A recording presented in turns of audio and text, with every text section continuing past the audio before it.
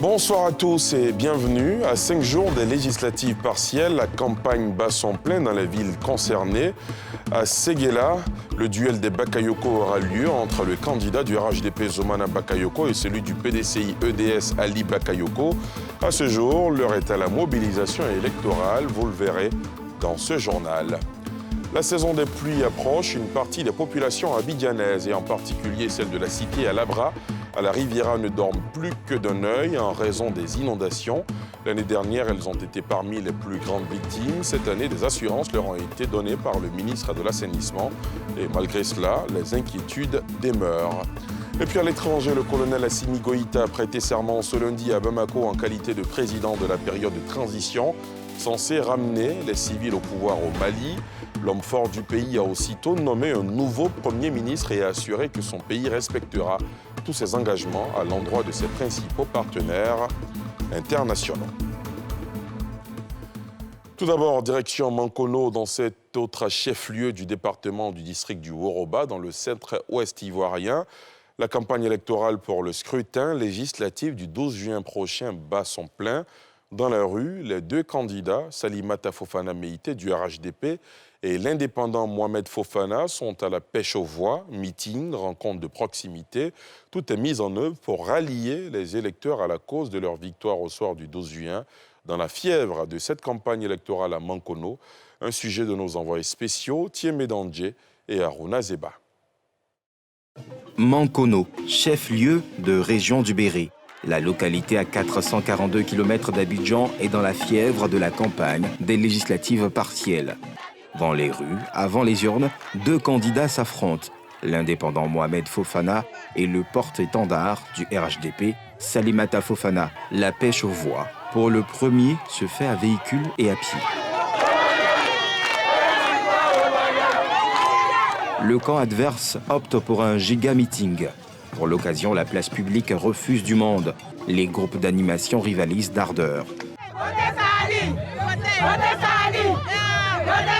Aux côtés de la candidate très active sur le terrain, une forte délégation de la direction exécutive qui veut rafler les 6 sièges du scrutin législatif partiel. J'en appelle à tous les parents de Mankono et de Séguéla à une participation massive pour que l'expression qu'ils nous ont montrée pendant ces 2 jours se traduise dans les urnes pour une large victoire éclatante de Salimata Fofana et de Zoumana Bakayoko à Séguéla. Sur le terrain, les candidats, eux, ont le moral haut.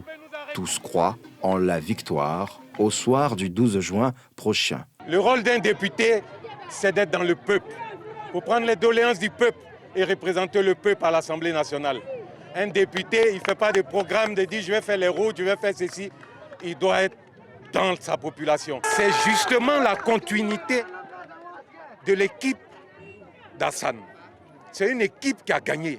Une équipe qui gagne, on ne la change pas, on l'améliore. On promet la victoire le 12 juin 2021 pour que le RHDP soit rehaussé au niveau du Béré. Le développement du Béré est en marche avec l'union des fils et des filles de Mankono. On va frôler les 100%. Notons que la reprise des élections législatives dans la circonscription de Mankono commune fait suite au décès du député Hassan Fofana. Vainqueur du scrutin du 13 mars, il avait rendu l'âme le 2 avril dernier. À Séguéla, le duel des Bakayoko aura lieu entre le candidat du RHDP Zoumana Bakayoko et celui du PDCI EDS Ali Bakayoko. À ce jour, l'heure est à la mobilisation électorale pour s'offrir le poste vacant suite au décès du titulaire, feu le Premier ministre Ahmed Bakayoko.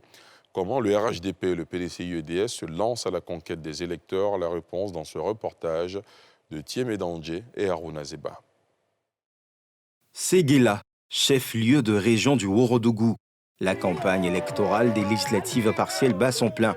Sont en lice Zoumana Bakayoko du RHDP et Ali Bakayoko du PDCI. Pour le top départ de la campagne du premier, son équipe opte pour un meeting.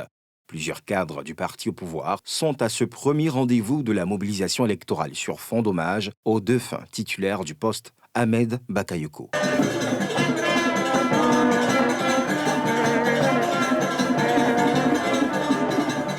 directeur exécutif et coordonnateur régional du parti, invoque alors le devoir de mémoire pour une victoire éclatante au soir du 12 juin. Feu Ahmed Bakayoko avait gagné à 93%. Nous devons aller au-delà de cela parce que nous devons non seulement magnifier la mémoire d'Ahmed Bakayoko, nous devons également dire au président de la République que le Ourodougou reste toujours RHDP. 19h, corridor sud de la ville. L'adversaire, Ali Bakayoko, est accueilli par plusieurs jeunes acquis à sa cause. L'effervescence est de la partie. Le candidat s'offre une parade dans la ville. Elle arpente plusieurs artères et s'achève au siège du parti d'Henri Konan Bédié. Le candidat y communie avec les militants. À leur côté, des cadres du bureau politique du vieux parti et de la plateforme EDS. Ils vendent le candidat Ali Bakayoko. Nous croyons que si nous sommes à l'Assemblée nationale, les révisions législatives, nous pouvons beaucoup contribuer pour le meilleur devenir de la Côte d'Ivoire. Il est assidu aux élections et il est populaire. À fond dans le marketing politique, les candidats sont confiants. Tout ce qu'il voulait faire, toute sa vision, tout ce qui était à mettre, continue à travers nous, à travers tous les cadres. Avec nos partenaires, nous allons développer rapidement des projets structurants pour les femmes, pour les jeunes de Séguéla. Nous avons toutes les chances avec nous. Vous avez vu l'effervescence des populations qui ont attendu depuis 14 h jusqu'à 7 h, ce qui prouve déjà que le PDC a une vitalité qui ne dit pas son nom. Notons que ce scrutin législatif a fait suite au décès du titulaire du poste, Ahmed Bakayoko, rappelé à Dieu quelques jours après son élection le 13 mars dernier. Pour sa mémoire, les candidats s'engagent pour une campagne fraternelle et un scrutin apaisé. La saison des pluies approche. Une partie des populations abidjanaises, et en particulier celle de la cité Alabra, à la Riviera, ne dorment que d'un œil en raison des inondations. L'année dernière, souvenez-vous, elles ont été parmi les plus grandes victimes. Cette année, des assurances leur ont été données par le ministre de l'Assainissement et malgré cela, les inquiétudes demeurent. Elles les ont confiées à Nadia Edja et Eric Kimo. Nous sommes en juin. Les premières averses se sont déjà signalées et font renaître l'angoisse aux habitants de la cité Alabra, l'un des quartiers de Cocody abonnés aux inondations en temps de pluie. Le sinistre des pluies diluviennes de l'année dernière est encore frais dans les mémoires. Quand on habite à Alabra, on a toujours des appréhensions par rapport aux inondations. Ça fait déjà trois grandes crues ici à Alabra. Moi, j'ai vécu 2 inondations, dont celle de l'année dernière, 2020. Toute la cité était inondée. En tout cas, il y a eu plein de dégâts. La cité a été inondée depuis la grande entrée, passant par le bureau du syndic jusqu'à l'extrémité de la cité. La cité était vraiment dans la désolation, les parents étaient désolés parce que c'est plus que la moitié de la cité qui a été inondée. De grosses pertes que veulent éviter les riverains. Ils essaient tant bien que mal de se mettre à l'abri des mauvaises surprises. Dès que juin arrive, à partir du 10, tout le monde remonte les affaires au premier étage ou deuxième pour ceux qui ont un deuxième étage. On commence à faire des prévisions. Nous sommes inquiets. Même quand on s'en va le soir, on oublie de ramasser les trucs qui sont à terre pour mettre un peu en haut. Donc on ne sait jamais la nuit ce qui va se passer. Malgré les travaux réalisés récemment pour un meilleur drainage des eaux de pluie, les populations sont toujours craintives. Avant de commencer, ils ont laissé une fiche ici. Ils disent que c'est pour inondation, qu'après ça, il n'y aura plus. Mais bon, ça fait plusieurs fois, on nous dit ça, ils ont cassé derrière même, là, et puis c'est venu. Donc cette fois-ci, on essaie de voir, c'est la pluie qui a déterminé si c'est vrai ou faux. En ce moment même, il y a des regards qui ont été creusés et tout, pour rejoindre des caniveaux souterrains. Mais pourquoi on le fait maintenant ? On est en juin, la pluie a déjà commencé, le béton même n'a même pas encore séché, et il y a des trous qui sont ouverts. Et maintenant, il y a eu quelques petites pluies, tous les trous qui ont été creusés autour, qui ont été remblés et qui ont été refermés, sont en train de s'affaisser encore. Au niveau des autorités en charge de la question, l'on rassure. Toutes les dispositions ont été prises pour éviter le sinistre des années précédentes. C'est ce qui ressort de la visite du ministre de l'Assainissement et de la Salubrité qui a rencontré les syndics de copropriété de cette zone à risque. Ils font du bien à nos papilles à travers leurs plats succulents. Eux, ce sont les hommes et femmes en cuisine. S'ils semblent très peu valorisés en raison de son caractère traditionnel et le salaire peu élevé pour le débutant, le métier de cuisinier offre pourtant d'énormes débouchés tant dans l'insertion sur le marché que dans l'entrepreneuriat. Pour le faire dans les règles de l'art, ce métier appris pour la plupart sur le tas est aujourd'hui de plus en plus professionnalisé, comme nous le montrent Nadia Edja et Rikimo. Restaurant spécialisé en grillades. En cuisine, le chef, c'est lui, Balogun Alao, électronicien de base. Il s'est reconverti au métier de cuisinier. Sa passion, depuis toujours. On a été formé par les professeurs du lycée hôtelier, on a suivi une formation un projet de l'État qu'on appelait PGDEC. Ce sont les professeurs du lycée hôtelier qui nous ont formés. Je suis 2 ans. Après plusieurs stages et emplois dans des hôtels, restaurants et chez des particuliers, Balogun décide de s'installer en 2020 à son propre compte. Aujourd'hui, il emploie 2 personnes et ne changerait de métier pour rien au monde. Je ne regrette pas ce choix-là aujourd'hui. Comme je vous dis, le métier nourrit son homme. Je ne regrette pas d'avoir raccroché le métier de l'électronique et d'embrasser une nouvelle carrière qui est la carrière de cuisinier. Vivre décemment grâce à leur passion, c'est la voie qu'offre cette école à ceux qui veulent faire de la cuisine leur profession. Edwige Jalou fait partie des étudiants inscrits en formation diplômante. Ici, elle apprend beaucoup et croit en son avenir professionnel. Quand vous faites la formation, il y a beaucoup de choses en fait. On vous montre les bienfaits de certains aliments. On fait aussi des cours d'hygiène, voilà, pour savoir traiter les denrées. En pratique, nous avons fait des plats européens, des plats africains aussi, avec plusieurs manières de les faire. Des manières que bon, j'ai jamais fait à la maison. Plus tard, j'ai envie d'ouvrir un restaurant. Comme elle, ces dames ont décidé de perfectionner leurs connaissances en cuisine. Cette fois, grâce à une formation qualifiante qu'offre l'école. J'ai choisi vraiment le cours de cuisine parce que c'est un 2 en 1. C'est un 2 en 1, il y a la cuisine, il y a la pâtisserie. Et moi, c'est par passion que je suis là. Donc, si vous voulez, j'ai abandonné tout ce que j'avais à faire comme travail. J'ai laissé mon travail et je suis venue faire ça par passion. Pas derrière parce que j'avais déjà des projets concernant la cuisine. Donc, j'ai jugé bon de suivre une formation pour être qualifiante. Là, demain, quand tu proposes tes services aux gens, il y a un peu plus de sérieux par derrière. Ce jour-là, la professeure évalue les connaissances acquises par ses élèves. Mélange de champignons, oignons, crème fraîche. Et la méthodologie. Le goût est là, mais la pâte est un peu sèche, la face aussi. Si embrasser une carrière de cuisinier suscite des appréhensions, les responsables de l'école rassurent. C'est l'une des filières les plus payantes en ce moment. Pour vraiment être un bon cuisinier, il faut avoir une formation de base. Une chose, c'est de savoir cuisiner des plats qui sont délicieux, mais une autre chose, c'est de savoir bien cuisiner. La demande en cuisine est très importante. Même quand vous êtes travaillé dans une entreprise, vous avez la possibilité vous-même de réaliser vos propres commandes, d'intervenir pour certaines demandes. Donc ça fait que, en tout cas, celles qui sortent de ce métier-là, elles ne chôment pas. À ce jour, la voie la plus prisée par les diplômés en cuisine reste l'auto-emploi. Les employés de l'Eden Golf Hotel de Cocody sont mécontents. Ils ont entamé ce lundi une grève pour réclamer 8 mois de salaire. Une rencontre est prévue mercredi prochain au ministère de tutelle pour le dénouement de cette crise. Salif Yalekwe, Tanguy Conan.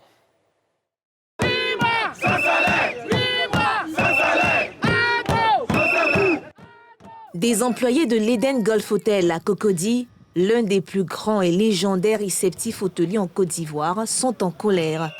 Ils ont tenu un sitting ce lundi dans l'enceinte de cet établissement. Arborant des pancartes, des bandeaux de couleur rouge, ils dénoncent 8 mois de salaire impayé. Une situation qui plonge ces travailleurs dans la précarité, selon le porte-parole des grévistes. Ça fait 8 mois, nous n'avons pas notre salaire. Et présentement, si on ajoute le mois de juin, ça va faire 9 mois, plus la gratification de 2020. On est allé à l'inspection du travail, on est allé à la direction du travail, on est allé à la direction générale du travail. Et tout ça, on a fait des PV, mais qui n'ont jamais été respectés. La direction générale, qui a entamé des discussions avec des grévistes au moment de notre passage, n'a pas souhaité s'exprimer avant la fin des négociations. Mais le mot d'ordre de grève de 72 heures a été suspendu le temps d'une rencontre avec le ministère de tutelle. Les éléphants de Côte d'Ivoire ont battu samedi les étalons du Burkina Faso sur un score de 2-1. Deux réalisations ivoiriennes de belle facture qui portent les signatures de nouvelles recrues de cette sélection, notamment Ibrahim Sangaré à la 72e minute et Amad Diallo dans le temps additionnel. Retour sur ces nouveaux visages de l'équipe nationale de football, un sujet de Salif Yalekwe et Tanguy Conan. Samedi dernier, nous sommes dans les arrêts de jeu du match amical international Côte d'Ivoire-Burkina Faso, où les deux pays se neutralisent par un score de 1-1. La nouvelle étoile des pachydermes ivoiriens, le porteur du numéro 10, évoluant à Manchester United, rentre dans l'histoire du foot ivoirien à travers ce somptueux but, son premier dans cette équipe délivrant, du coup, les nombreux fans qui ont effectué le déplacement. Score final, 2-1 en faveur des éléphants. Jouer avec les éléphants, un rêve longtemps caressé par le jeune Amad Diallo. J'ai toujours rêvé de jouer avec la Côte d'Ivoire et offrir une victoire à la Côte d'Ivoire à 18 ans, c'est quelque chose d'inexplicable. Et comme le coach m'a dit, de ne pas me prendre la tête, de continuer de travailler comme ça et dans le futur, j'espère avoir plus de succès, Inch'Allah. Patrice Baumel, pour sa part, ne tarit pas d'éloges à l'endroit de la nouvelle coqueluche, mais recommande de ne pas s'enflammer pour autant. Lorsqu'il est sur le terrain, que ce soit l'entraînement ou sur le terrain en match, on a l'impression que dès qu'il touche le ballon, le temps s'arrête. C'est un joueur de génie. Et je me réjouis de l'avoir parmi nous. C'est un jeune joueur, donc il faut, comme un diamant brut, il faut le travailler. Il a encore des progrès à faire. C'est un jeune joueur, je le dis, il faut le préserver. Même vous, j'ai besoin de vous, journalistes, il ne faut pas le faire s'enflammer. La nouvelle configuration des éléphants alimente les discussions. Pour les observateurs du monde sportif, il faut inscrire le travail dans la durée. Individuellement, je pense qu'ils ont montré qu'ils avaient du talent, ils ont montré que c'était des joueurs qui savaient vraiment taper dans le ballon. Et je ne vais pas forcément être dithyrambique à leur endroit, surtout au niveau des deux défenseurs qui sont Senghone et Camara. Bon, ils ont tiré un peu l'épingle du jeu, je crois qu'ils ont besoin de temps aussi pour pouvoir s'intégrer. Par contre, parlant de Amad, je pense qu'il a quand même supplanté ses coéquipiers. Un joueur qui rentre à la 63e minute, qui fait sa première apparition et qui explose. Je crois que c'était l'un des meilleurs, sinon pour moi le meilleur ce jour-là. C'est un joueur assez explosif, c'est un joueur un véritable meneur, hein, comme on le dit. C'est ce genre de joueur qui manque pratiquement à l'équipe nationale de Côte d'Ivoire. C'est une équipe qui est en construction. Voilà, c'est vrai, nous gagnons des matchs, mais il faut aller tout doucement. Et je crois qu'il faut travailler sur le long terme. La Côte d'Ivoire sera face au Black Stars du Ghana le 12 juin 2021 dans un autre match amical. Un autre test grandeur nature pour Patrice Baumel et ses poulains, loin de leur base. À l'étranger, le colonel Assimi Goïta a prêté serment ce lundi à Bamako en qualité de président de la période de transition. Censé ramener les civils au pouvoir, l'homme fort du Mali a aussitôt nommé un nouveau Premier ministre et a assuré que son pays respectera tous ses engagements à l'endroit de ses principaux partenaires internationaux. La précision de Pierre Dipomelin. Le colonel Assimi Goïta, en uniforme d'apparat, devant la Cour suprême. C'est sa deuxième prestation de serment en 9 mois dans la crise malienne. Cette fois, c'est en qualité de président de la transition. L'ancien commandant de bataillon des forces spéciales a dit sa volonté d'organiser des élections crédibles, justes, transparentes, aux échéances prévues. Voudrais-je vous affirmer solennellement, ici et maintenant, ma ferme détermination à relever ces défis. Mais tout cela n'est possible que dans la cohésion et la solidarité qui ont toujours caractérisé notre nation et qui sont mises à rude épreuve. Il s'agit en effet, sur la base de la feuille de route, de conduire la mise en œuvre des actions prioritaires nécessaires à la réussite de la transition, notamment l'organisation des élections crédibles, justes, transparentes aux échéances prévues. Je voudrais, en votre nom, rassurer les organisations sous-régionales, régionales et la communauté internationale en général que le Mali va honorer l'ensemble de ses engagements pour et dans l'intérêt supérieur de la nation. Le temps presse. Le nouveau président de la transition malienne nomme dans la foulée comme Premier ministre Choguel Kokala Maïga, considéré comme un vétéran de la politique nationale. Décret numéro 2021-361, PTRM du 7 juin 2021, portant nomination du Premier ministre. Le président de la transition, chef de l'État, vu la Constitution, vu la charte de la transition, décrète. Article 1er. M. Choguel Kokala Maïga est nommé Premier ministre. La CEDEAO, l'Union africaine et l'Organisation de la francophonie ont suspendu le Mali de ses institutions et exigent le respect de la période de la transition limitée à 18 mois, comme les militaires s'y étaient engagés après le premier putsch d'août 2020 contre Ibeka. Et c'est ici que prend fin ce journal préparé par l'ensemble de la rédaction. Merci de l'avoir suivi.